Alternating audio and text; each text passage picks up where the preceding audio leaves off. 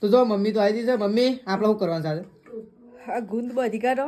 હા થઈ ગયું અમે ગોળ ભગાઈ ગયો, મેથી છે, ગુંદ પલાળીને મૂકી દીધો છે બપોરનો, પછી ઘી તૈયાર કરી દીધું, પછી કાજુ બદામ આ બધું ઘણું બધું તૈયાર કરી દીધું છે બધું. ગુંદે પેલા કાટલા ના ગુંદ શું કાઢલા હું કાટલા ગુંદ પલાળીને મૂક્યો છે ને બાને શું મૂકે પલાળી ફ્રીજમાં મૂકી દીધું છે ને ફ્રીજમાં ના મેલ પણ એ તો ઢોકી દીધો હોય તો સાલો બા કશું વાંધો ના આવે.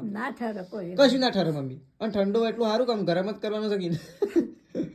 તો ગાય ચલો બધે એટલે બતાવી આવું ને મમ્મી. પેલું લેતા હડ હાર હું લેતા હડ. તો જો મમ્મી તો ગાય ગોળ નાખે છે. ગોળ નાખવાનું ચાલુ કરી દીધું છે.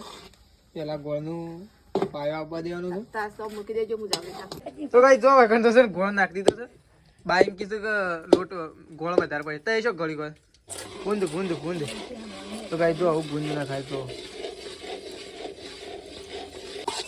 ગાય જો વખત તો લોટ નાખવાનું ચાલુ થઈ ગયું છે. મમ્મી લોટ નાખે છે પેલી સાઈડ જો કોમકાજ ચાલુ થઈ ગયું છે ને બાર તો અંદાજથી. તો ગાય જો ગુંદ થઈ ગયો છે તૈયાર અને મમ્મી એવું તાસ તૈયાર કરે નહીં મમ્મી છેલ્લા તાસ ભરાવે 2 કે 3. તો જો ગુંદ તૈયાર થઈ ગયો છે ને હવે મેથી માટે ગોળ અને ઘી નાખી દીધું છે અને મેથી જો. તો ગાય જો મેથી કમ્પ્લીટ બંધાઈ દીધી છે. મેથી નીચે ઉતારી દીધી છે. આ સાઈડ મેથી છે, આ સાઈડ ગુંદ છે. તો મેથી અને ગુંદ બધું કમ્પ્લીટ રેડી થઈ ગયું છે. પેલી રકેબી સાફ કરી જે લોટવાળી